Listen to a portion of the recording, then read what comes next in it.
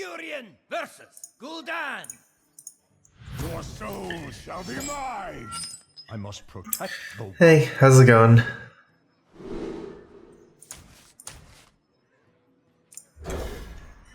Good evening, guys. Starting my stream today, I'm going to be playing Malygos Druid, kind of similar to deck list I played yesterday. I actually played a lot of matches between last night and today, so around like 4 or 5 hours even. Made my own list, kind of, a little bit different. Not too different. The carrier package wasn't really working out too well for me. With one jungle Moonkin, I was having a lot of times just drawing one card from curator and sometimes even 0. It's also really hard. I ran into a lot of tempo mages as well, and the jungle Moonkin was really awkward for me in that matchup. So I decided to go for Blood Mage and Barnes instead. Blood Mage is also a really good Barnes target, as well as now I have like a Sylvanas as well, so it's a nice Barnes package. I'm gonna go ahead and Hero Power here instead of trading and playing Blood Mage. Even though Blood Mage is a stronger minion than this 1/1 here, I believe that I'm gonna play Coin Mire Keeper here, and then I'll have 4 mana after Coin Mire Keeper, so like I wouldn't be really casting spells I think this turn, even if I did play Blood Mage. So I just want to get out 4 mana and then have the Blood Mage combo the turn after. I actually practiced this deck a lot over the last day or so. I feel like I got a lot better at it. One of the things I was doing extremely wrong is I think just keeping Raven Isle in my opening hand way too much. I almost exclusively mulligan it now. I got a donation from Shanzo35. Strife thoughts on using Prince Malygos for new players without a lot of legendaries unlocked, mainly in a Fatigue or Freeze Mage deck. I would say that it's not like legendaries are overrated. I mean, if you want to play with legendaries, by all means, go for it.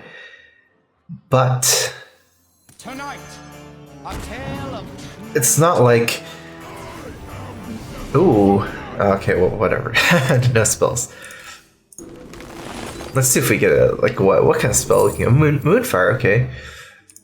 That's a okay Moonfire, I'll take it.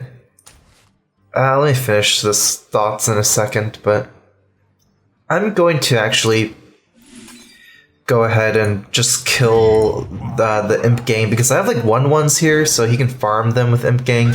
I could have just like Moonfired here and killed 2/2. He'd have like less attack power on board, but I don't have Swipe in my hand right now, so I don't want to give him multiple activations of his Imp Gang boss. Anyways, to finish the question, it's like I don't think legendaries are really stronger than other minions, especially if you're using just like random legendaries with Prince Malygos. I doubt that would make your deck stronger. Freeze Mage first of all doesn't need random, like you don't even want random minions. You just want free spells, cycle cards, and burn. Alexstrasza is a very specific legendary, but it's not like you're going to get Alexstrasza from Prince Malygos.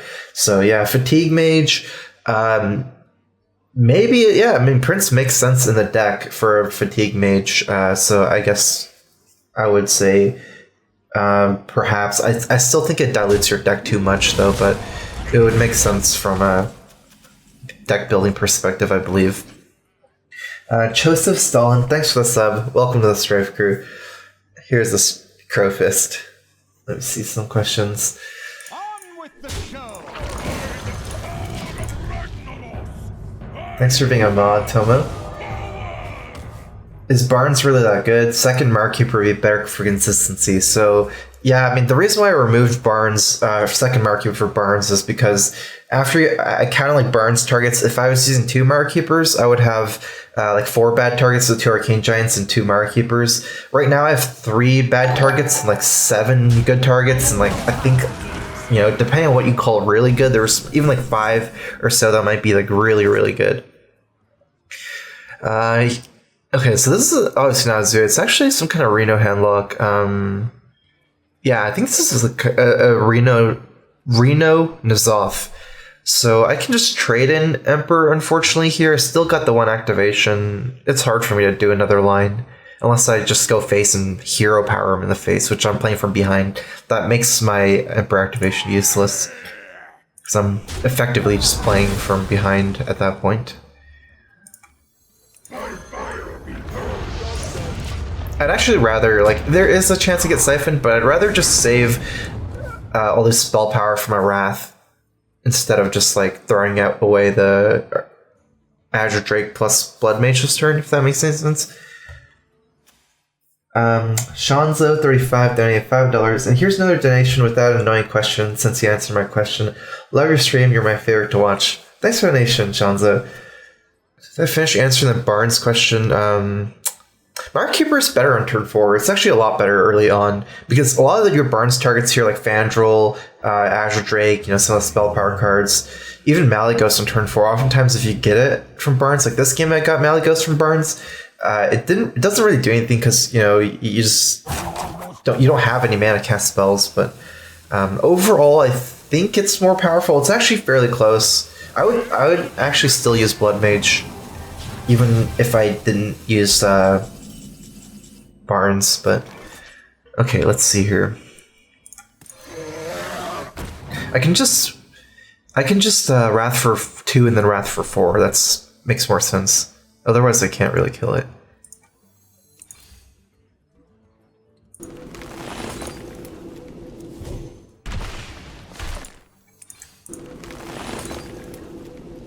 Job's done.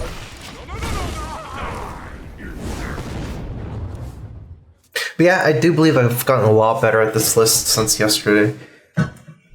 Ready to join the Malygos ranks.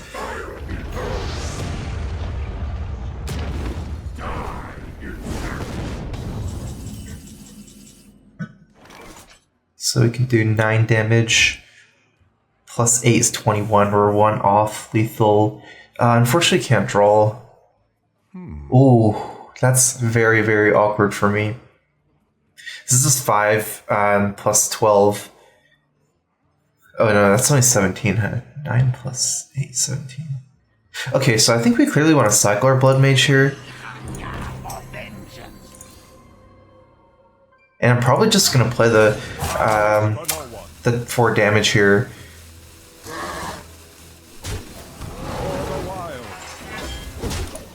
I like this the best actually, because if I trade here, like first of all he's used Reno, right? So there's no bad target. I was thinking, I think I miscalculated eventually. I thought I could get him to 1. I mean, I correct that fairly fast, but even at 5, I think without Reno, this is hard. I feel like if I do a full trade, it's like for a full trade, Siphon Soul is a thing that I lose my board. Twisting Nether is also a thing, so I don't like also developing Arcane Giant here.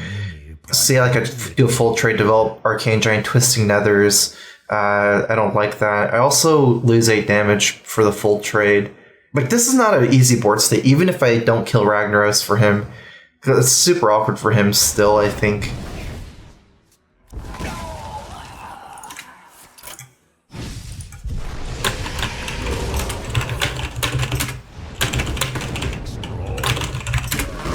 Let's see what he did.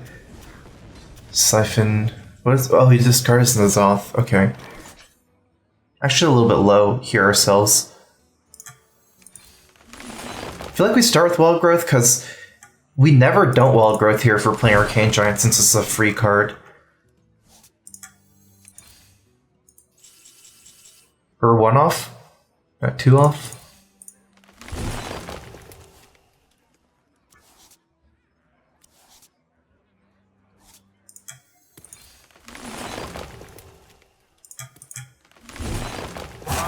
For no one.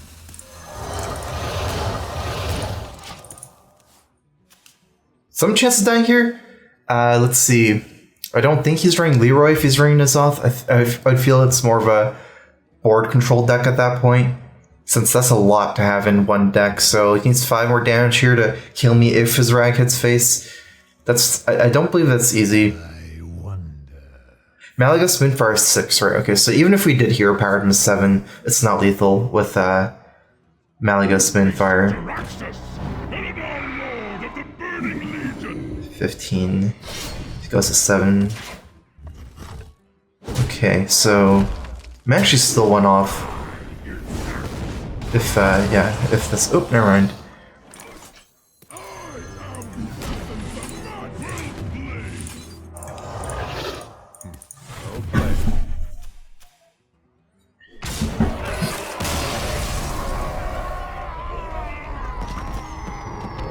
Yeah, I like Black Mirror. It's one of my favorite shows.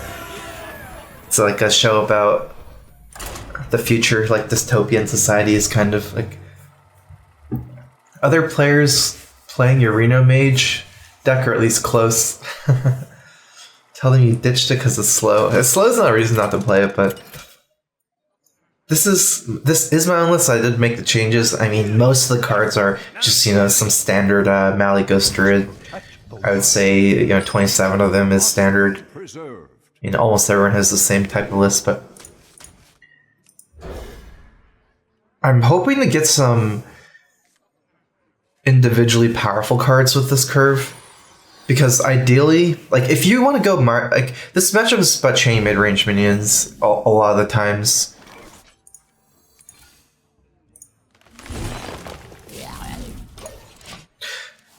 So if I do, you know, coin Mirekeeper turn 3, I have Nourish mana. Ideally, I get cards like Ragnaros, Emperor, things like that.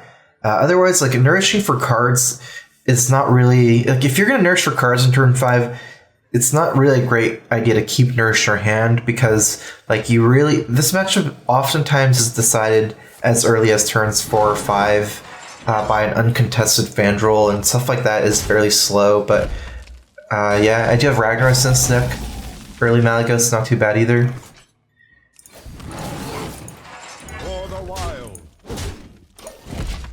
I actually think Living Roots is pretty good in this matchup because it kind of puts early damage and just soaks up mana early on for them. 2 hero powers, 4 mana.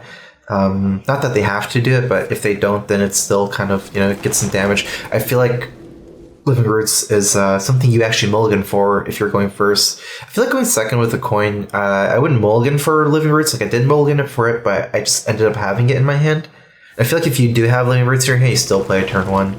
But going first is actually extremely good, where it's so good that you would actually mulligan for it.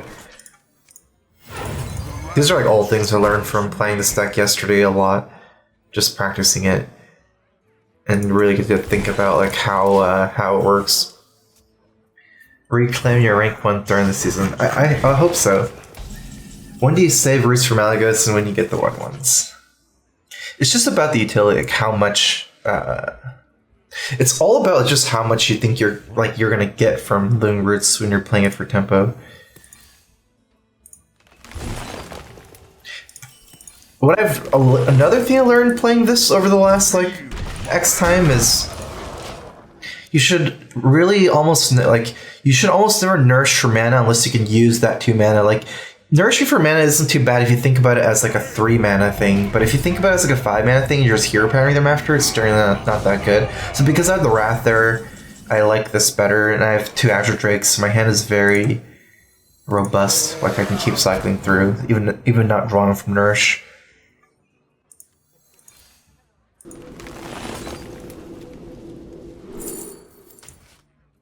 Time waits for no one. Feel my wrath.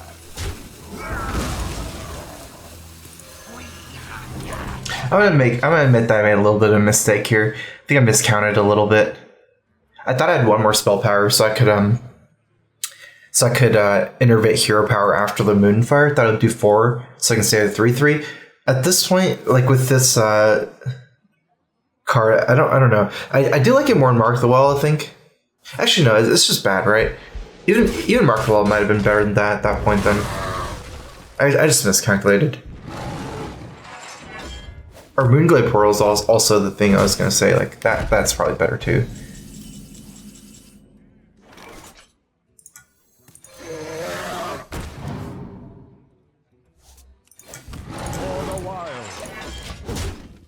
I'm gonna save Fandral here. Can cycle with Well Growth next turn. Got a lot of mana, especially with the Innervate. 1 more Nourish would be really good. As well as stuff like Wrath. Is it even worth it in the mirror to play them turn 1? I think it is worth it.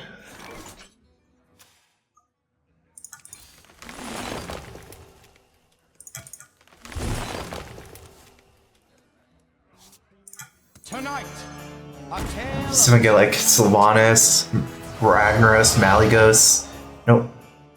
Probably just pass here at this point.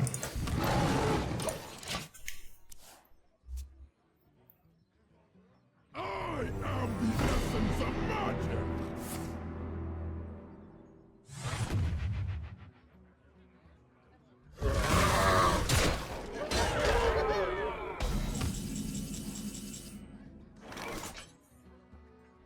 Okay, so I guess I either just play everything, get some armor, or I just wait for Malygos. Let's see, if I save my swipe, Malygos, iterate, swipe, that's 9 and 6, I believe? 9 and 6. Is that my only way to make it come back? You know what, another thing what I can do is just save the swipe. What to do? Behold the rage of the firelands. Time waits for no one.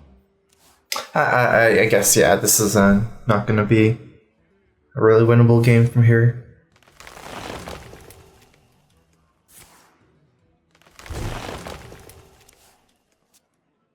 Behold the rage of the firelands.